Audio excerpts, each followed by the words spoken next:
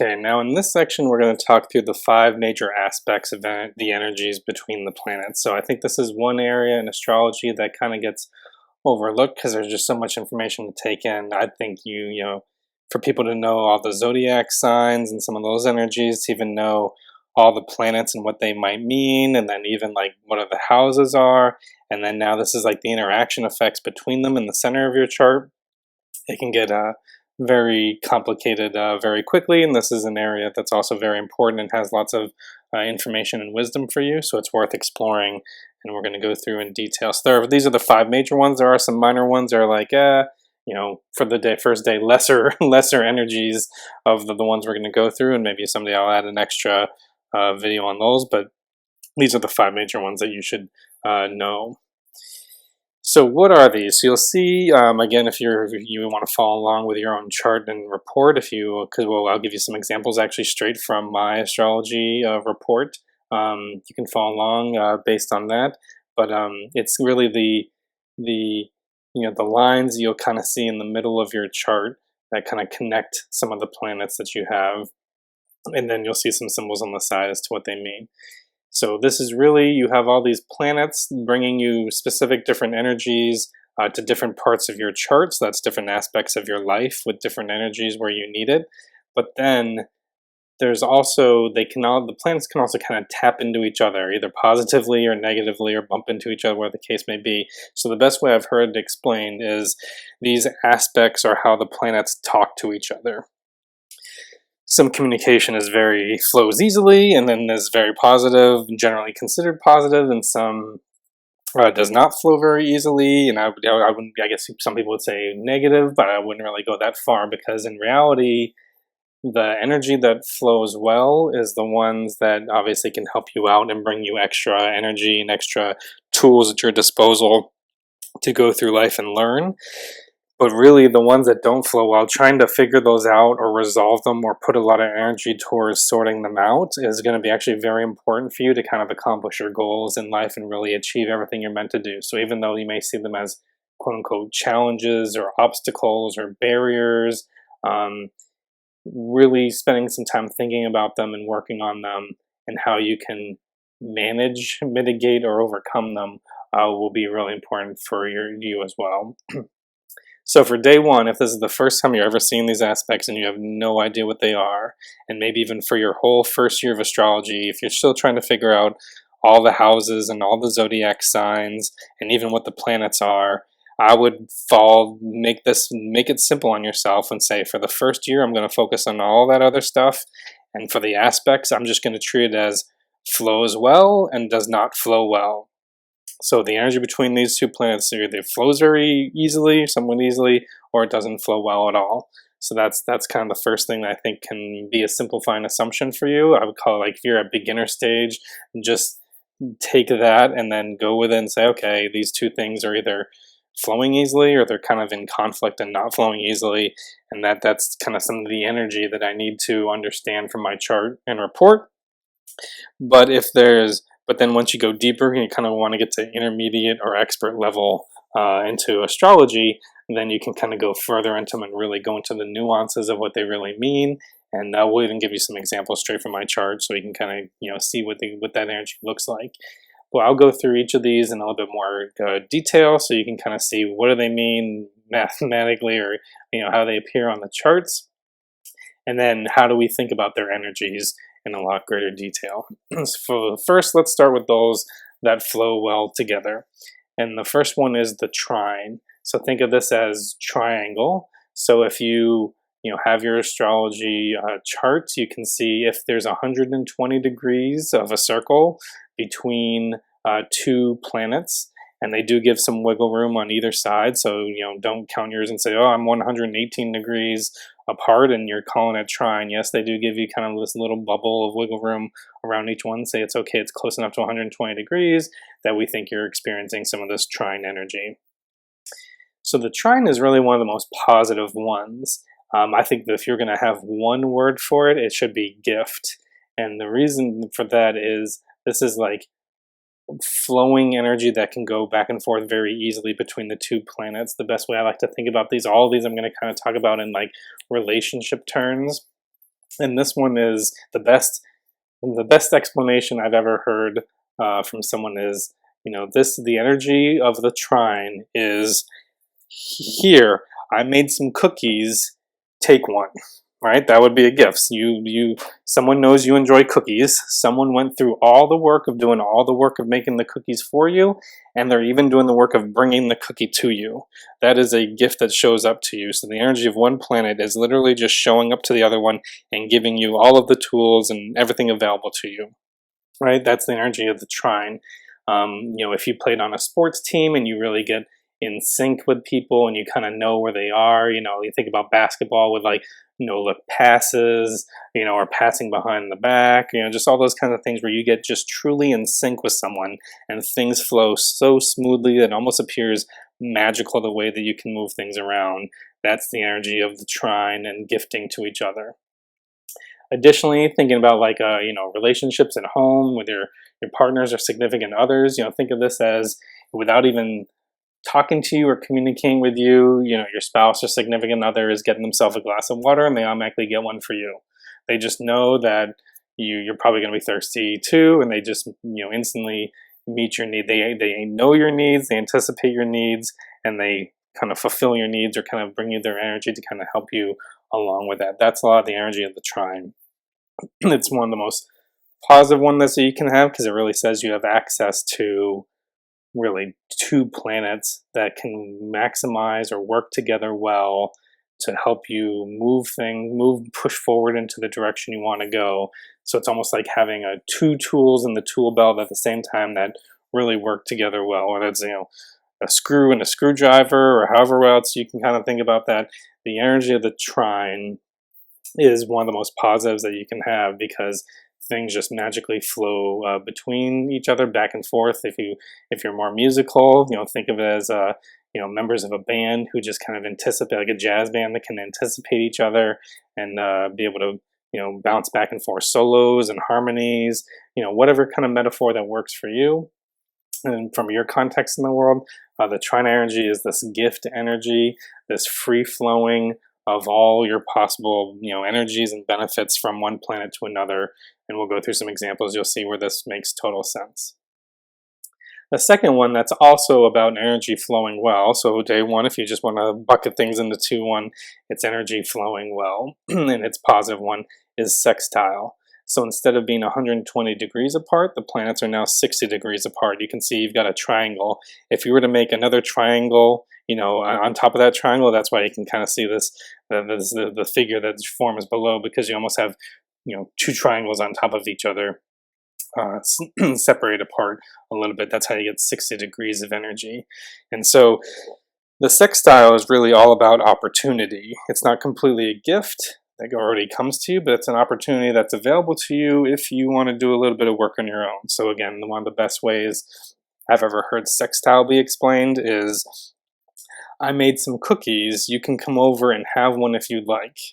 So that's, again, still someone doing some work for you and, having something that's beneficial or helpful to you, but you're going to have to do a little bit of work. It doesn't just show up.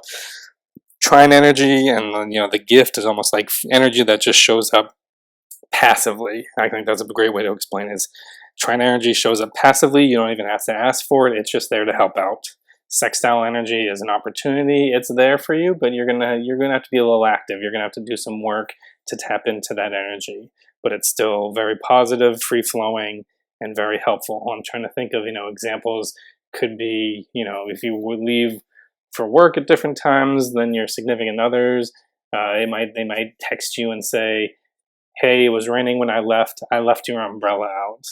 Something like that. There's an opportunity. Someone thought of you. They thought of something helpful, but you're going to have to go get the umbrella, pick up the umbrella yourself and then actually use the umbrella if you want to stay out of the rain. But someone's kind of created an opportunity for you to protect yourself from the rain that you may not have had to do on your own. So hopefully that's a good explanation of sextile type of energy. Now, the next one we'll kind of go through, I'll go to the conjunction because that's kind of in between. Some places, if you Google this, some people will say this is more of a neutral energy, or so forth. if you're day one and you're trying to do this, I would call this energy that flows well and almost too well. So the key word for the conjunction is really merged, and this is where two planets are basically right on top of each other. There's 0 degrees between them. They're in conjunction. They're in the same place in the sky. Obviously the news reports and the media reports a lot of times when planets or the moon and a planet kind of come into conjunction or close to each other in the sky. And that's what this is. So with almost 0 degrees between each other, plus or minus a little bit, they're right on top of each other.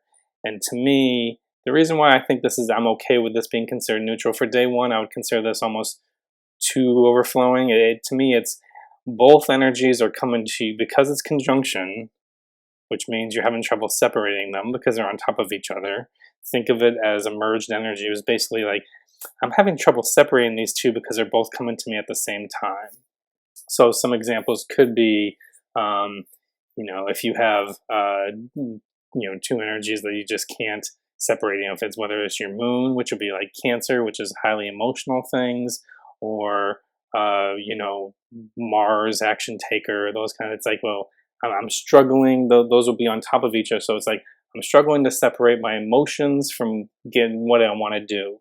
Whenever I want to take action, I react emotionally to the situations because I can't separate my action taking and my emotions. Or if it was your Mercury and your moon, again, highly emotions, say, when you communicate, you have trouble without your emotions get in the way of your thinking or your communication. You have trouble with, call it detached conversation or emotionless conversation where you're just very neutral scientifically and you're not putting your emotions into it. It's like you struggle with it because they just show up at the same time.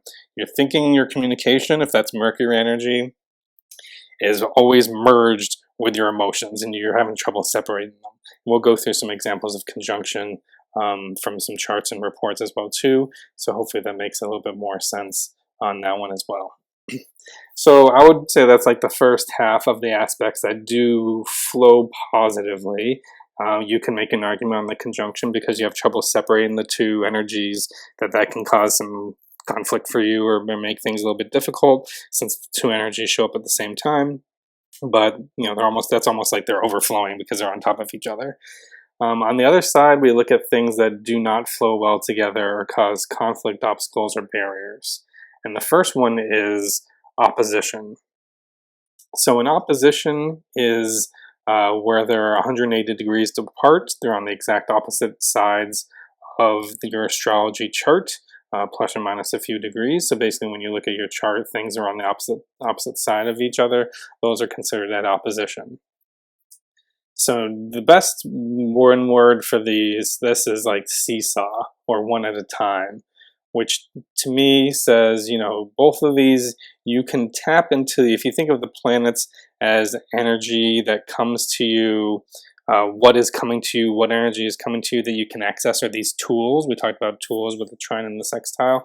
It says, yes, you do have these tools in your utility belt of these energies from these planets that you can use, but you can't use them at the same time. Conjunction says they're basically coming at the same time. There's nothing you can do to separate these energies. Opposition says you can only really access one or the other.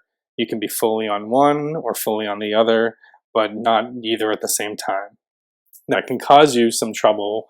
We'll go through some examples of some oppositions where it might be, again, your emotions and your actions might be at opposition, and it'd be like, I can't get in touch with my emotions and what I'm really how I'm feeling about things. At the same time, make a plan to what actions I should take because those energies are separated from you or opposite. So we'll kind of go into some examples of that, but that's the best way to think of it. I view this on a personal or relationship level because we talked about some other ones, whether it's someone making cookies for you or things like that. The way I like to think about this one is what they would call, having when you have a child and you're taking the child to a play date and it's positive attachment to the parent, which means you may take your child, your toddler, we have a 4-year-old, so may take them to the park and want them to play with other kids, but they may be a little bit shy, or maybe a play date and they're not so sure of themselves because they haven't interacted in social situations a whole lot, or it might be the first time for them and they're just a little bit nervous. So let's say in this case, you have your moon, which is all of your emotions or where you get security from on one side, and you have Mars, which is like your action, go out and do things kind of energy on the other side, opposition, that's Aries energy, right?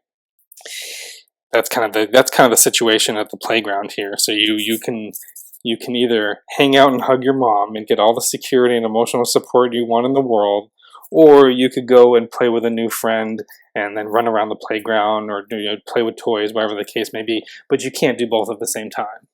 So they're both, so I think to me that they did, that's kind of the seesaw. So we'll get into the square next and some of those energies. These energies are not completely in conflict from each other. You can tap into each one with all that's positive, reinforcing energy you want, but you just can't do both at the same time. And so, like with the child at the playground, you hear about kids being positive, positive reinforcement of doing this is they'll kind of, at first, they'll kind of hug on their mom's legs, or be held on their arms, or get kisses from mom, or, dad in my case, when I go to the playground, and then say, okay, are you ready to go play with your friend? And then they'll go off and play with their friend for a bit, and then maybe they'll get nervous or shy again, or unsure, and they'll come back to you for a quick hug and some more kisses, and then they'll fill around. You just can't fill it both at the same time. So they fill up with emotional support and security from you, and you fill them up with that energy, and then they will go and they can then go separate and use their kind of play, action energy, get filled up with the connection with someone else. But while they're doing that, it may drain their emotional support energy, and they're going to have to come back to you for more hugs and more emotional support before going back to play with their friends. So hopefully that makes sense. I think in my mind, that's the best way I can communicate how I believe the energy and the interplay. It's a very positive, resourceful, very reinforces each other. You can tap into all the positivity of both of those energies. You just got to pick and choose one at a time, or it kind of flips back and forth, like going back to your mom and back and forth. You can't access both energies at the same time. You're going to have to use one of those energies at the same time. Now the square gets a little bit tougher. So a square is when planets are 90 degrees apart, because then you can make a perfect square within your astrology chart.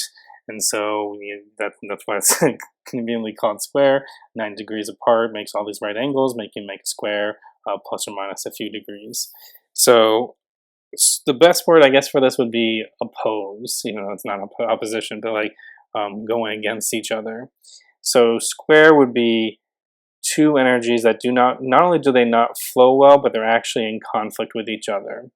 And I think it'd be best as we go through some of the examples. But it ends up being, in a relationship wise, I think of this as things that actually are not destructive or not helpful, but actually are detrimental to each other. These two planets are detrimental to each other until you kind of resolve how to resolve this square between them. It's not just talking to each other like opposition. You almost have to like talk to them one at a time. That's kind of the way they talk to each other. The trine would be almost someone whispering in your ear. Sextile is almost someone saying there like, you can come talk to me anytime you want. Conjunction is probably two communications coming at the same time, which can be hard to separate. But the square is like almost this barrier or non-productive communication, where the communication actually hurts the situation versus helps the situation. And I think the best way I can describe this energy through relationships again would be is taking that mother and that child, but now no longer a toddler, but now you're a teenager, right? So those are angsty teenager years. I'm not yet there. My older brother has been through that as well. But in the natural progression, and we always struggle with it, and I can view myself getting ready to struggle with it, with my kids. But if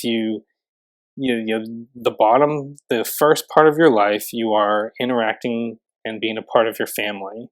And then eventually at some point, you're going to go out into the world on your own. So you need to kind of learn to spend less time with your family and trying to even you rebellious teen years, not trying to fit in with your family anymore, and you need to almost figure out where you fit in with society as a whole, like where are your friends, what's your tribe, and so forth.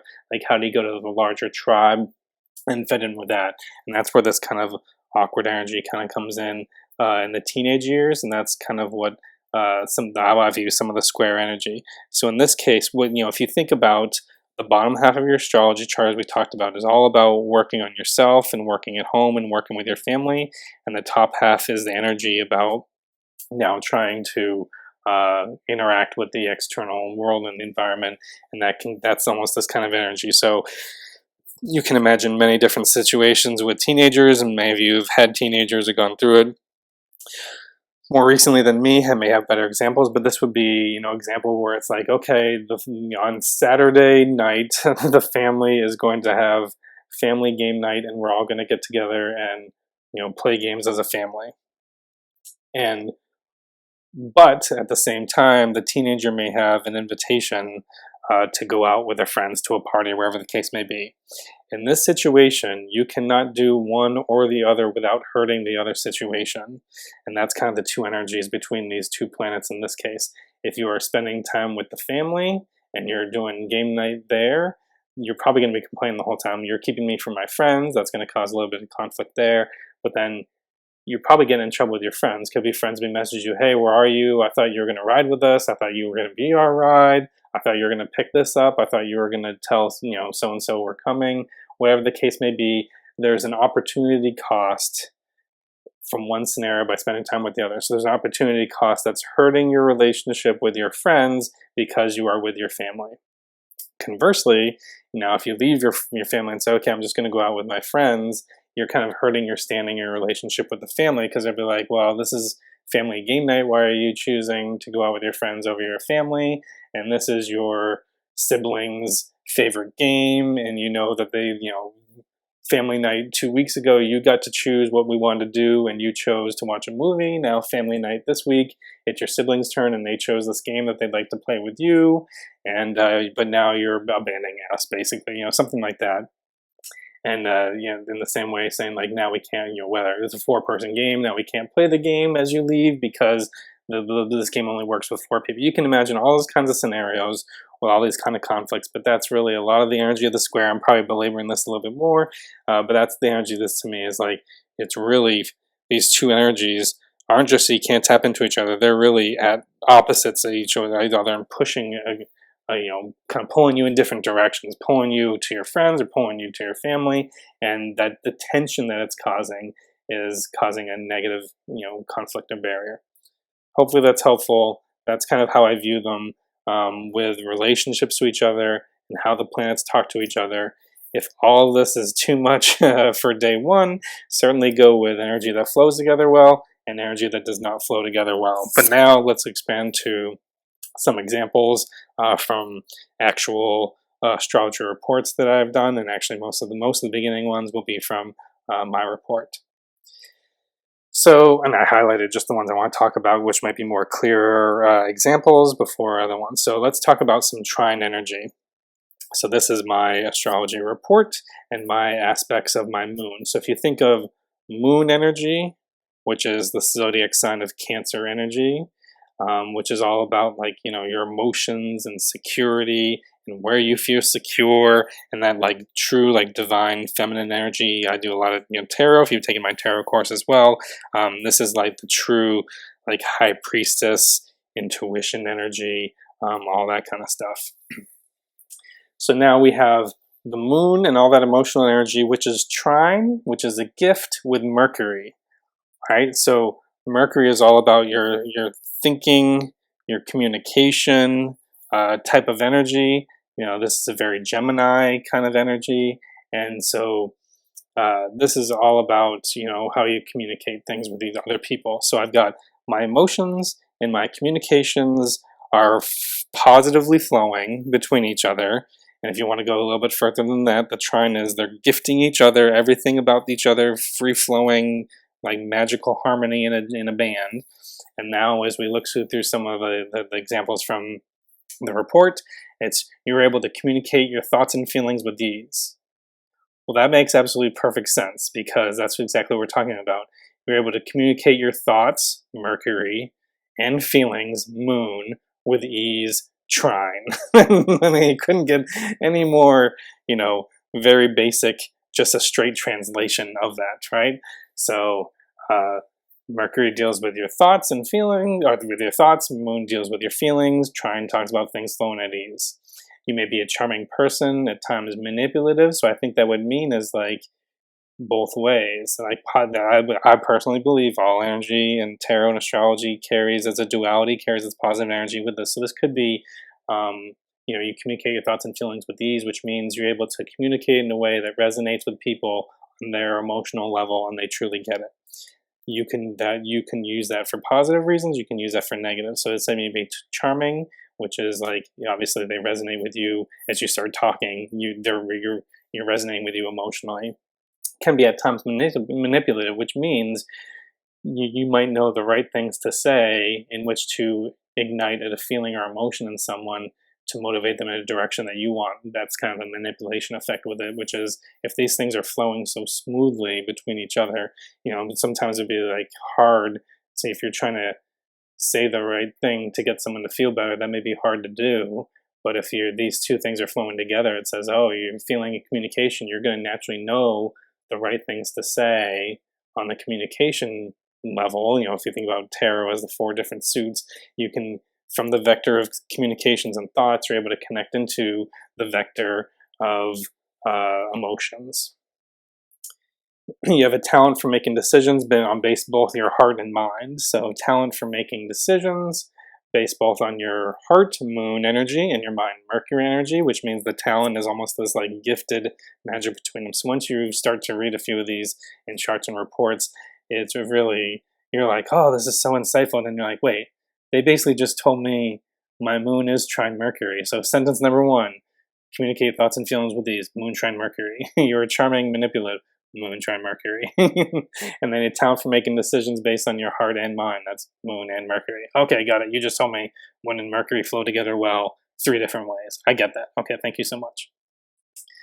Now let me give you a second example here. So this is my Moon, which is trine with my Neptune.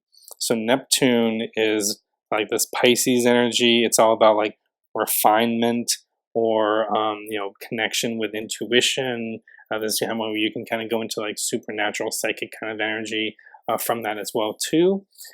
So we end up being, those two are connected. So the orb just tells you the separation between them, the separate, the distance, the actual, some distance between them.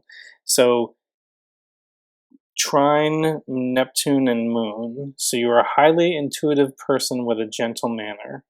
So highly intuitive is, that's a lot of Moon type energy, emotional energy, with a gentle manner. That can be like a Pisces, Neptune kind of refinement kind of energy. You have an unusual level of sensitivity to others' feelings, feelings being the Moon. Sensitivity is like this, again, intuition, like psychic connection, Neptune type energy that you can tap into as well. You need to make sure that you do not idolize other people. I think that's where you can kind of get into like your emotions can be attached to, this almost psychic energy from other people. So if you idolize people because you're tapping into that and you almost rest your emotions on it, that can get you in a lot of trouble. And then you have creative and artistic talents. That kind of gets into a lot of Neptune type energy. So the Moon just probably taps into like, the ability, things almost like the ability to refine or make things better or beautiful. I kind of think of it as like beautiful design, whether it's Apple or even like Japanese culture and stuff like that. That's kind of a lot of Neptune type energy. And then I think from your Moon, you get this like your emotional energy or where you need to feel secure. So like obviously if you need creative artistic talents, you really want to tap into your emotions as much as you can, whether that's writing a song or painting a picture, wherever the case may be. And then at the same time, refine that feeling and emotion as best as you can into something that can come into the real world. And that's a lot of Neptune energy. So Moon, trine Neptune, that's a lot of the energies you get from that. So let's, we'll kind of talk about that one, leave that one at there for now. So hopefully that's a couple of good examples with trine, with someone's actual astrology reports. If you've got yours and you can go along with this, hopefully you can follow along and start to see the same pattern of flowing energy between the ones as you can. Once you really get to this, a lot of these things that seem like, where did they get this? Where did they pull this out of thin air? Start to really make sense, and almost like, wait a minute, it's almost like Google Translate on these things. You basically just, Google translated moon, trine, and Mercury, and it came out this type of energy, right? So now let's go into sextile, which is, this is more of the opportunity type of energy. And so this is my moon is sextile, has opportunities with the ascendant. So the ascendant is, your rising sign, what begins your first house. And so that obviously the first house is really all about your personality, who are, the questions of the first house is who are you, how you show up in the world, those kinds of things. So this says your emotions are a prominent part of your personality. Well, wait a minute. You just told me my emotions, moon, are a prominent part of my personality, ascendant personality. Okay, I got it. You really didn't tell me anything, but you just told me moon, sextile, ascendant, if you're kind of catching this. We'll look for some of the nuances here. You are sensitive and intuitive and will find that others respond readily to your emotional nature. So the sensitivity and intuition comes from moon energy as well, and other people responding readily to you, and your emotional nature is moon again, really says that's part of your ascendant. And your ascendant is the personality, it's like how you were seen. So there's some aspects like, maybe Venus in your first house, they talk about maybe your physical appearance being pleasing and so forth, but this is really the idea of how you show up to people or how people see you. So you're being sensitive, intuitive, people will respond to that because they can see it. So this isn't someone who's heavily emotional below the surface, like you're a calm person, but below your emotional swings and a total mess. That's not true.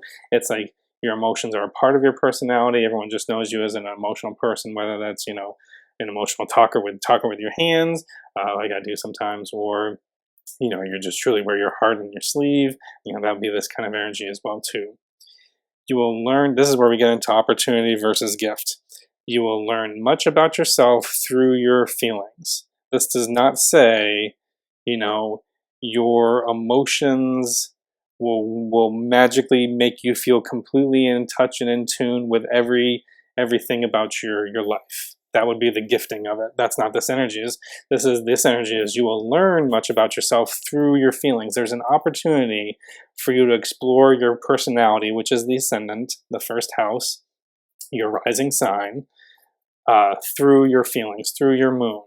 So if you choose to take the action and the active role in exploring your feelings, then you will learn a lot about yourself. The way I can envision this going would be, examples could be, if you're like, well, why am I feeling like this? I did these things I thought I was supposed to do, and now I'm feeling frustrated, or I'm feeling not fulfilled. I whatever, got the best grades, got the best job I could, I'm getting promoted left and right, but I'm just not feeling fulfilled. Well, again, once you explore that, you can kind of really get into a lot about yourself and your personality, and all of a sudden be like, wait a minute, have I been doing all this for myself? Have I been disconnected with what I want because I've been kind of working to achieve someone else's goal, and that's why I'm feeling frustrated? So this is one where if you tap into your emotions and really sit with them and question them and give them a chance to speak, you'll learn about yourself. So you may say like, well, I've wanted a relationship for a long time,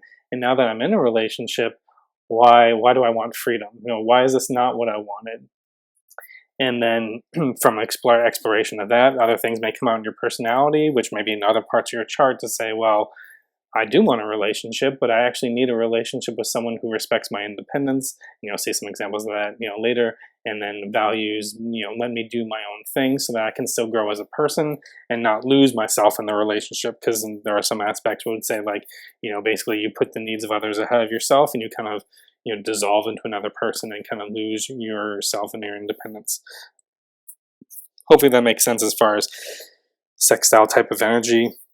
And you can see in this the difference between the gift, where the energy just flows, and the opportunity, where the energy is available to you, but you have to do a little bit of work. So now let's get into some of the tougher aspects like square. So this is my sun. So my sun is square with Saturn. So sun is all about like this is Leo energy, where you want to be seen, the spotlight you want to have in your life, how people you want to see you. Saturn energy is all about, I view it as like pure pressure or restrictions, other people's expectations on you, um, all those kinds of things. So my sun square Saturn would say I have difficulty expressing myself, especially when I'm young. So, expressing yourself is a lot of sun energy to say like, this is me, this is where I want to be, look at me, I'm the center of attention. And Saturn would say I'm putting kind of a restriction on this. And as I grow and my natural reserve stands you in good stead, particularly in your chosen profession. So there are actually some areas um, where I believe, I think when you think about being a professional and stuff like that, and in works and stuff like that, that you, if you get comfortable, you may actually accidentally say the wrong thing, or make sarcasm in my mind, in my world. With my friends, I'm very sarcastic and make lots of sarcastic comments about things that can get you in trouble in work and school and many different areas. So this actually says the fact that I have difficulty expressing myself, or there's a restriction on my expression, can help you in some areas where it's like, okay, where you're expected to be a little more professional, you're being a more reserved personality, or not a personality that's going to cross the lines or overstep boundaries, may actually help you out. So that's an example where I guess in some areas you could say the square, while being a barrier, can help you, or by resolving that, can kind of move you forward and so forth. I think that's you can kind of see this energy where your sun is at odds with Saturn. So Saturn about being restriction is going to impact the sun. So I can't tap into at the same time that difficulty expressing yourself is the best summer's summation of the square energy right there. The sun's all about personal expression and where you want to be seen, and Saturn's all about kind of peer pressure or others' expectations and those kind of things. And instead of those things working together, instead of those things coming together to help you, they're actually at odds with you. So that's why it's like you have difficulty expressing yourself because of these, this Saturn kind of restriction energy. So hopefully that's helpful to see kind of a square energy. We won't go through these next two because I've got some better examples of these coming forward. So now get into another example of sextile energy. So Mars and Jupiter. So again, sextile is creating an opportunity, positive flowing. Mars being Aries, being like action taking kind of energy. Where Jupiter is Sagittarius, more like an expansion kind of energy. You can create opportunities and achieve your personal goals. You'll always be able to find the energy level you require. So since Jupiter is all about this expansion, that's kind of where you get to your goals, what you want to do. Opportunities is really sextile energy. And then your personal goals is like your drive, Mars. The first sentence, you can create opportunities to achieve your personal goals, and they will say you can create sextile, to sextile, and you can those opportunities. I guess it also could be like Jupiter to achieve your Mars. You're able to find the energy level you require. It doesn't say you are always naturally going to have the most amazing energy, and you will always be able to have this. Everyone's going to comment on such high, those people in your life that's like, the Energizer Bunny, if I'm dating myself, but like nonstop go, go, go energy. There are people like that, and maybe they are Mars trine Jupiter. But if you're Mars sextile Jupiter, it's like you will be able to take action and active energy to tap into the energy that you need to achieve your goals. So that's the expansion of the energy level to achieve what you want, which is, Mars, the energy you require to do something. So Mars wants to do something. Mars needs a certain amount of energy. Mars can grow that energy through Jupiter, but it has to take action on it, which is sextile, versus it coming naturally as a gift through a trine, if that makes sense. Now let's go through a conjunction. So this is a conjunction with Mars and Saturn. So the two are coming together. So again, conjunction is merging. So these two things are coming to you at the same time that you can't even separate them. So you sometimes feel like it's hard to express your energy fully and something always holds you back. So that's, again, you can kind of see this Mars and Saturn energy. So Mars is all about like, what do you want? Aries, I'm going to do this. I'm going to achieve this. I'm going to take action on this.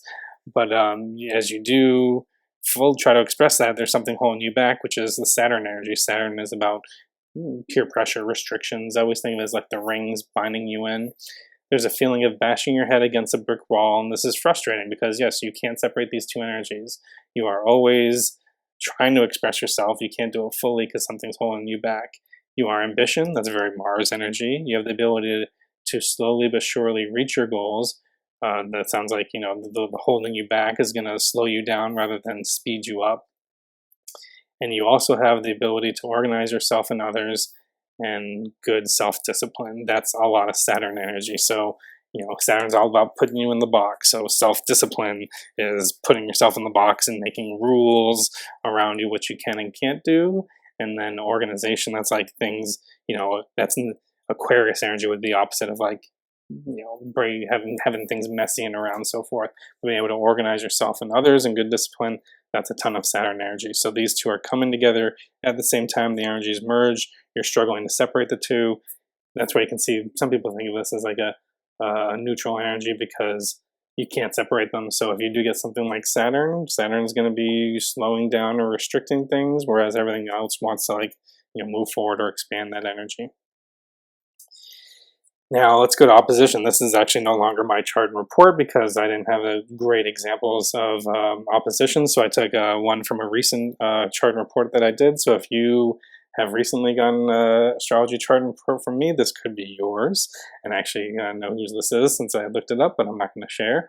But this is aspects of Venus, opposition Mars. So opposition is, again, opposite sides. So this is the seesaw or one at a time kind of energy. So this Venus, being all about, what you value, relationships, really that kind of, in positive sense, that feminine energy, relationship type thing, where Mars is more the independence energy, the masculine energy, the kind of action-taking energy. So having these two in opposition says you struggle to balance your own needs and the needs of your partners in a relationship. That makes perfect sense. So if Venus is all about, kind of coming together, or the relationship, or putting the relationship first, and then Mars being all about me, right? Or not all about me energy, you're going to have trouble balancing those, my needs and the needs of your partners in the relationship. So how do you balance those two together? Because you can't tap into the energy of relationship at the same time you're tapping into the energy of myself and what I want. You seesaw between wanting closeness and freedom. We can read the sentences as you opposition between Venus and Mars. That's basically right there, right? So you seesaw, which is opposition energy, between wanting closeness, which is Venus type energy, and freedom, which is Mars energy. On one hand, you seek adventure on your own. On the other, you want to be close to your partner. On one hand, you Mars. On one hand, on opposition, you Mars, and on opposition, you Venus. That's basically what that sentence says. And the ideal is a balance between the two. That's something you need to rectify. So again, this is the wisdom of, instead of choosing to view these types of less flow energies as barriers, obstacles, challenges, negatives. Oh, I got so many negative signs, I got so many oppositions, why can't I have a chart full of trines, right? The ideal is a balance between the two. So if you work and it's worth the time to recognize, raise awareness to this energy, this opposition, and say, okay, the ideal is a balance between the two.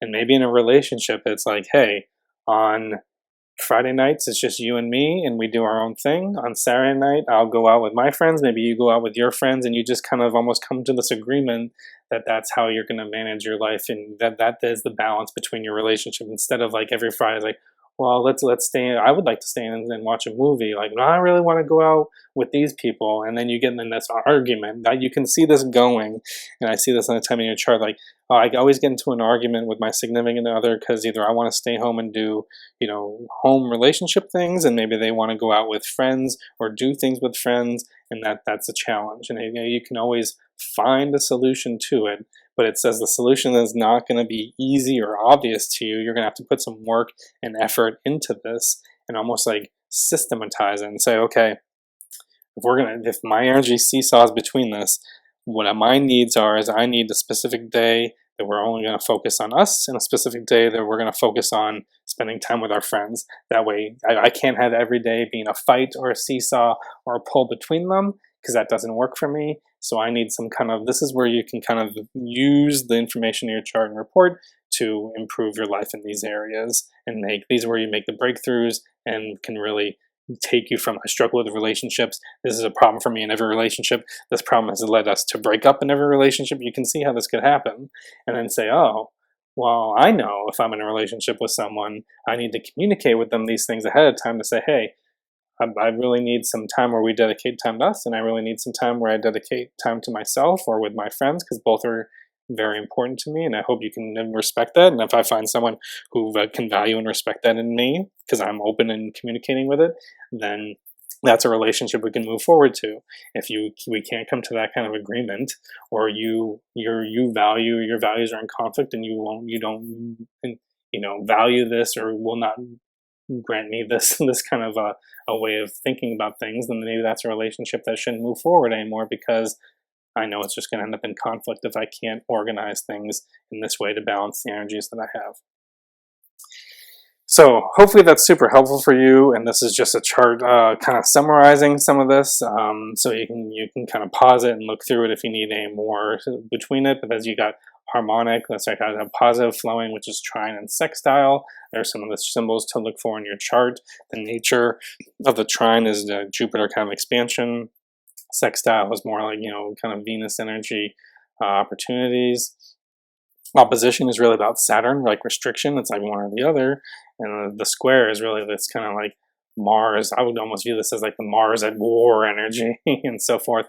And the conjunction, it doesn't really have, a nature to it or an association with the conjunction is really like these two things are coming on top of me, a union, and I just can't separate them. They like kind of melded together. So I hope this is helpful for you. I hope it explains the main 5 aspect energies for you in a simple way that you can take. I really viewed this one unlike the houses, which is the best way to view it, is like the circle of energies of life. And once you get good at it, you can associate with the circles and energies of the zodiac signs as well. And this one is more about, to me, it's like interpersonal relationships, the way things communicate. And for me personally, thinking about, the toddler and mom at the park kind of aspect of energy, or the teenagers struggling with their parents' energy. That's really the best way to approach. If you really get lost and distracted, you can try to reapproach those relationship energies and say, okay, if these two planets have this kind of teenager parent relationship with each other, what does that mean for me? That's the best way to start to approach that type of energy as you look at the charts and reports. So hopefully, if that's helpful, if you have your chart from anywhere else, or you've gotten your chart and report from me, some of it starts to really make sense to you. And this is an area, that has a ton of information and wisdom for you. And I really feel like this is another area where people kind of put last, right? And of the things like, I can't even get beyond the houses and the energies and the charts and the planets and what signs they're in and so forth. So I don't even have the energy to look at whether their aspects are harmonic or non-harmonic with each other. But there's so much wisdom in here once you get into this. And when I do astrology readings, I do astrology readings for other people too. When I get into some of this, there's always going to be one of these aspects like, listen, of your entire chart, if you just focus on this one thing, and it may be like we said from that opposition, if you just come up focus on the ground rules to say, I need one night for myself and one night for the relationship, and we're all in on each of those, it can be the magic to unlock, moving your relationships forward and moving all these things forward. You can see how that could possibly happen, and that's why it's so worth spending time on these and to really go deep on them in your charts and reports as well too. So hopefully I've belabored these points long enough. Hopefully it makes sense, and I hopefully you enjoyed this section. I hope it's something that you can actually really start to tap into and use. Thanks.